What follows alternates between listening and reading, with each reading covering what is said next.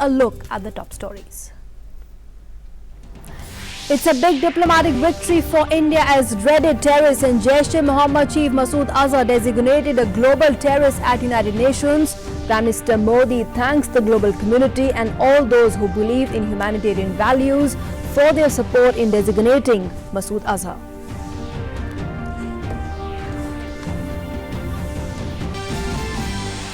India welcomes the Sanction Committee's decision to designate Jaish-e-Mohammed chief Masood Azhar as a UN-proscribed terrorist. The External Affairs Minister says the decision is a step in the right direction to demonstrate the international community's resolve to fight terrorism and its enablers. International community welcomes the decision to list Masood Azhar.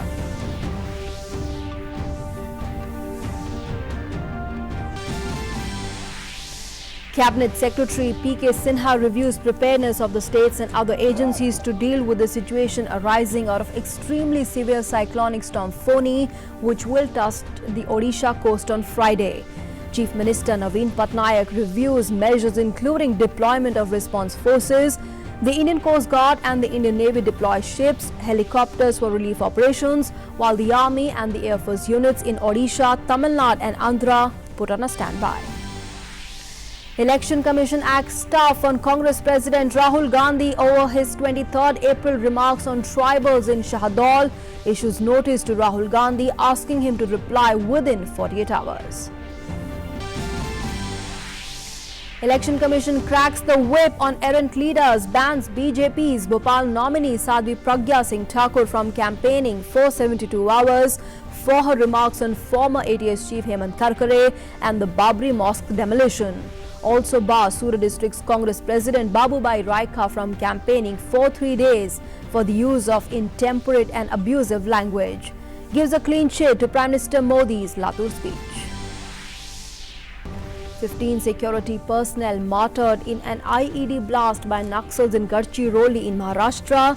Prime Minister Modi strongly condemns the attack, assures that the perpetrators of the violence will not be spared. Meghalaya government files an affidavit in the Supreme Court to call off the ongoing rescue operation since 13th December last year in the East Jaintia Hills. The move comes after all the families of the trapped miners in the coal mine have written to the state government saying they have no objection to the effort being called off.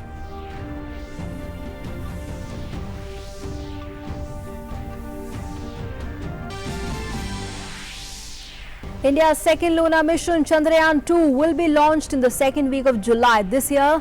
The Indian Space Research Organization says that all the 3 modules of the mission are getting ready with an expected moon landing on the 6th of September this year.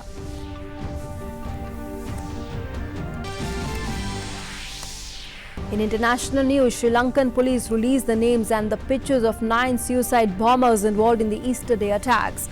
Police said the attack was led by Zahran Qasim. The security agencies have launched a countrywide surveillance and over 160 people have been taken into custody so far. Our top story, it's a huge diplomatic win for India. The United Nations